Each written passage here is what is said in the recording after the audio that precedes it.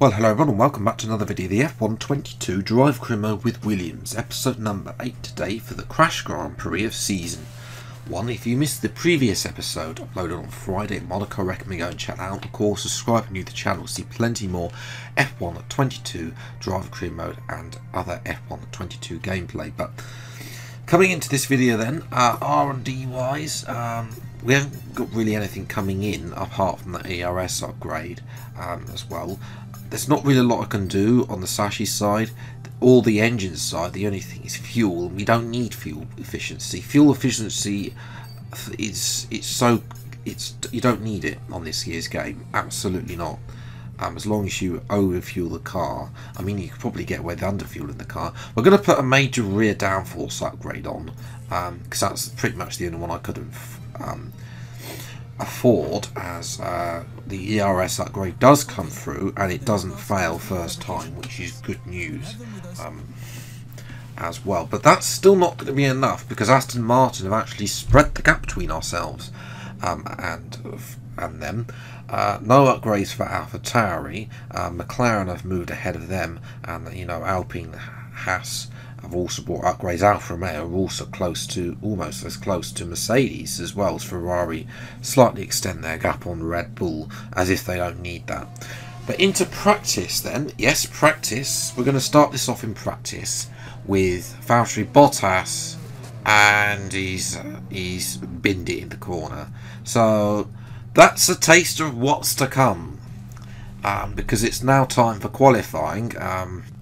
We might as well start qualifying with a crash. Now, I should point out, I don't have control of my car at this point. I'm just loaded into the track and we drive back at Max Verstappen, who's binned it like Bottas as well. So the AI knocked my front wing off as well. So already one loss. We're watching following Gasly. He's got really wide. I almost follow him into that barrier in turn 2 as well. And then Tsunoda has binned it like Bottas. That's my new catchphrase. And then Ocon just decides to drive into the back of Tsunoda. I think actually we're lucky and we didn't actually retire for Verstappen. As we're coming back to the pits, we've got low fuel and Hamilton has crashed into us. Cannot be serious. Nice to see the BS penalties are still on F122. Look at this, look at this. He's taking the racing line and then just shifts to the left. He shifts to the left into me as well. I had a similar crash on last year's game as well, where you just shift, with Gasly. So, well, anyway, it's not been a great qualifying. We're down in 17th. Obviously, the AI with their OP traction are far ahead of us. As the Ferrari now sort of blocks us off into the first corner as well. We're going to try and get the slipstream on the McLaren, trying to gain the time we lost back on the Ferrari on the McLaren move. He's going to thankfully stick out of the way, and we are going to gain 10th through that corner. That's nicely done.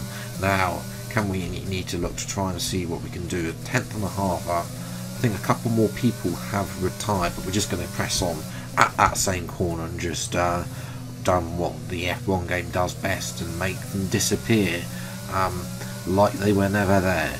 As we come now into this section, that curb, by the way, I had so much problems with that curb on the approach just before that one. It seems to knock you wide if you take too much of it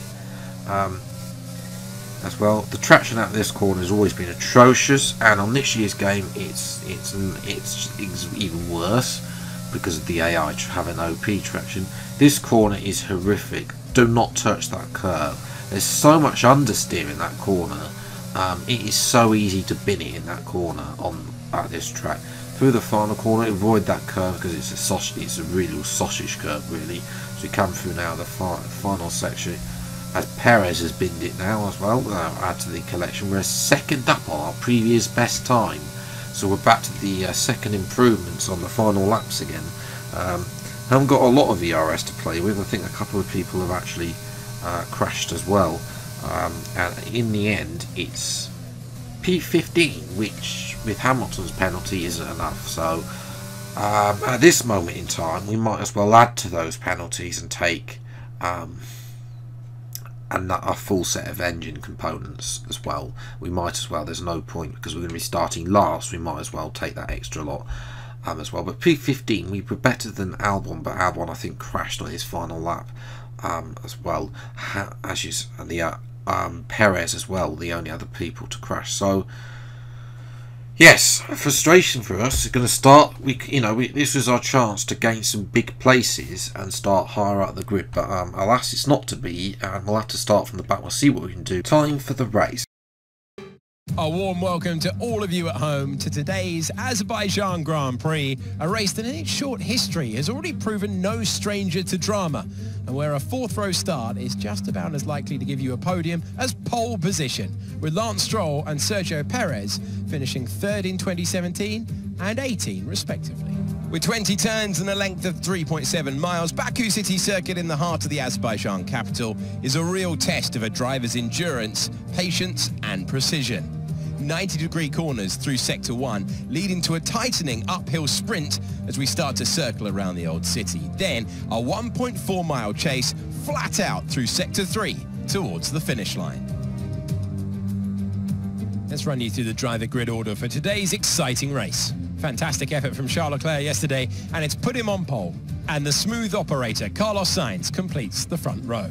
Considering the rest of the grid, we have Bottas, Perez, Lando Norris and Russell, Hamilton, Fernando Alonso, Magnussen and Mick Schumacher, Gasly, Ocon, Daniel Ricciardo and Vettel, Albon, Zhou, Lance Stroll and Max Verstappen, Tsunoda and Phoenix. And with preparations almost complete, let's head down to the track. Anthony Davidson joins me once again in the commentary box, and it's fantastic to have you here with us today. But I'm curious, as a man with experience out on the track, how do you stop those pre-race nerves from becoming overwhelming when you're lining up on the grid? Well, I imagine they'll be starting to feel the adrenaline as they anticipate the rundown into turn 1, a bit like preparing to go into battle. The unknown situation will bring nerves, but that's a good thing. It will keep them focused on the moment and on their surroundings as we build towards the start of the Grand Prix.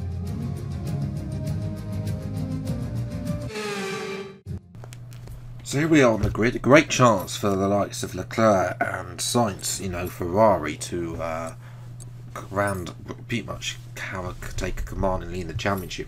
Race strategy for us, though, is going to be a one-stop. I thought about, it's slightly slower on the start on mediums compared to softs.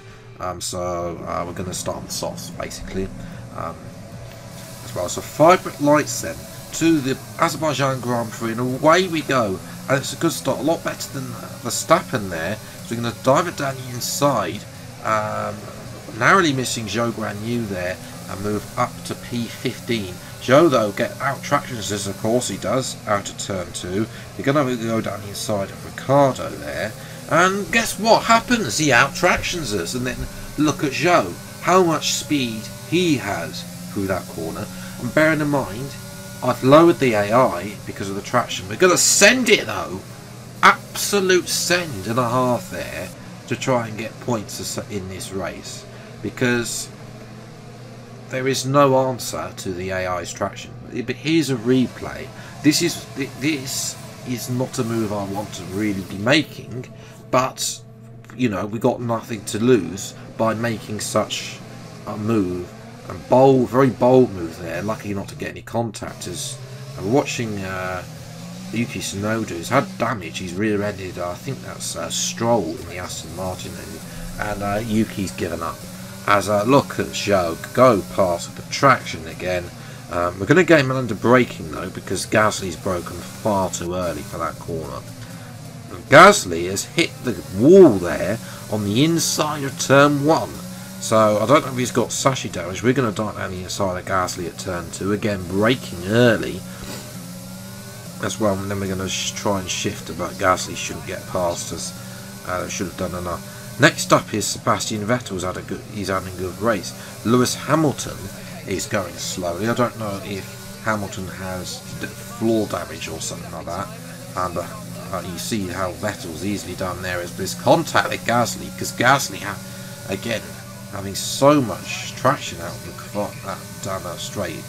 And then we are able to get past Hamilton now. As I said, I will say this, when you get into top gear, then you can start to challenge the AI, but moving through, the longer the straight, the better chance you have, and this is why Baku is one of the better ones for traction. That's someone's coming in the pits there, but Vettel there, he moved back to the racing line, which basically opened the door for me to go down the inside of him as well. But we're going to let him park back past it, because otherwise we'd have no chance in hell of keeping P9, and we want to keep P9 batting these points really, to try and get back at the likes of AlphaTauri and McLaren in the constructors, and of course to try and regain maybe a top 10 finish in the drivers, although that might be looking a little bit too far away. So we're going to have DRS on Vettel, but Ocon has DRS on Vettel. Ocon's got a bit of front wing damage as well, and he had so much traction out of that final corner. We're going wide through that corner. It's going to allow Vettel to come back even with his OP traction as well. We're going to take the outside line through there. That's going to force Vettel to take the curve, and only then does Vettel not have OP traction out that corner. But even then, getting up to 8th gear, that is the problem. As soon as you get up into top gear, then you can start to match the AI in terms of their speed. But getting up to 8th gear is the problem. So watching Sergio Perez up the road, who's out with an engine failure as well. So Perez is out. That's bad news for Red Bull, because Verstappen's down the order as well. Is not doing well on his medium compound tyre.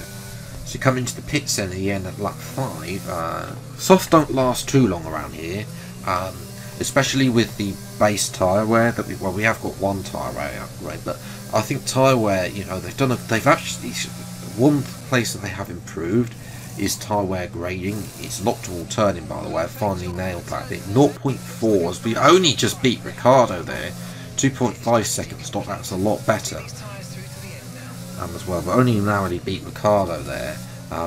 Borderline unsafe release, which Ricciardo's just going to have a horrible exit up there, and then the AI just always been OP, and they're even more OP out that corner on this year's game, and Ricciardo just blasts past. But that does give us a fighting chance, as I say, on the straight to get it up into 8th gear and to open the DRS and have even more speed as well. So this is where, you know, having a place like Baku is slightly better than a place that has a medium length straight, like Bahrain as well. You know, that's, you know, some of the shorter straights, or Bahrain, or maybe Paul Ricard. I haven't got to French Grand Prix. As Verstappen's come out of the pits on hard tyres, we're going to go around the outside. We're going to fight Verstappen here, partly because Gasly and Zhou are they're just far too far ahead of me. We're not really catching them, and Verstappen's on hard, so you know we're here to show Christian Horner what we can do in terms of the future, and show Verstappen what we can do if he is with the team when we get to Red Bull as well. We're still in the lowly Williams. We're going to be a bit of a menace with him, and he's on hard tyres. We should have the better pace than him, even in this Williams as well. When we do get back down the inside, Hamilton's coming back at us as well. You know, he's starting to recover after his earlier damage again. We're slightly side by side with Verstappen. Tries to go down the inside there though, and that blocked him off. So he comes to this corner, narrowly missing the wall, and I think something's happened here. So he blocked off Verstappen into that corner, and then Hamilton, does he ever go at Verstappen, because he was close to Verstappen? He does, round the outside, and yeah, it's a pile up. It's an absolute pile-up. Safety car finally deployed here for that pile-up. Really should have been a red flag, but there are no red flags in this game. But a little bit weird with the safety car, because the Alfa Romeo didn't move up for some reason to the cars, even though they could have caught the cars in front. I don't know what was going on there. It's a bit glitched. You know, they haven't improved the safety car, and it's even worse on this year's game, I feel. But anyway, we're going to try and get Ocon on the restart. Verstappen's 2.3 behind, so there's a bit of an issue with the delta time, even though that needs to be fixed there. As you see there, a dive down the inside of Ocon, but that's pretty much it in terms of overtakes, because well, we've got around the outside of Ocon there. I think Verstappen has overtaken Ocon for P12. We're not allowing Verstappen to have a go at us. This time DRS isn't enabled after the restart, so we are able, being behind, there's no benefit. We won't have the DRS, but even then, in the straight line speed, the Red Bull is able to slightly go past us there. But of course, the hard tyre doesn't mean he gets the grip. As Ocon, I think, made contact, slight contact, it is down the order, but there's nothing for hit points. No chance of getting any points for us at all, because Gasly and Zhou just had far too much pace in the end. Zhou's going to get points for Alfa Romeo, which I think is more than what he managed in his previous career mode as well. So yes, P11, excuse me, to finish the race. You know, considering the fact we ran in the points early in the race, it's not something that I'm happy with. You know, I thought that, you know, but our fastest lap was a 46.0, and everyone else was in the 45s even. Albon did struggle though, so whether or not that's just the Williams car as well, struggling in a straight line or not, I'm not entirely sure. In addition to the OP traction, so we're down to P13 now as well. So you know, we're not even close to getting a top 10 finish, and we've even lost P9 in the constructors to McLaren and AlphaTauri. So it's not looking great on both fronts there. We could do with Albon starting to score, but his focus is so low. You never know, Williams might get rid of him. For Ferrari, 1-2 finish for them. Didn't really feature them because they had such a boring race. Even Bottas, who qualified up the order in P3, you know, he had such a boring race as well. Managed to get P3, held off Alonso for P4. So great race for those two, as Hamilton and Perez, two big names, Verstappen down the order as well. Russell struggling. Russell yet to get a podium in this series as well. You know, he's really struggling with that Mercedes, unlike his real life self. So yes, that's where I'm going to leave it today. We'll look to bounce back at Canada on Thursday. Hopefully the AI are less OP in a straight line. We'll be able to compare shorter straights there, so we'll see whether or not they are less or more OP there. So if you have enjoyed this video, then leave a like, subscribe to the channel if you see plenty more F122 driver career videos as when they come out. Until the next video then, I'll see you next time. Take care, thanks so much for watching, enjoy your day, and goodbye.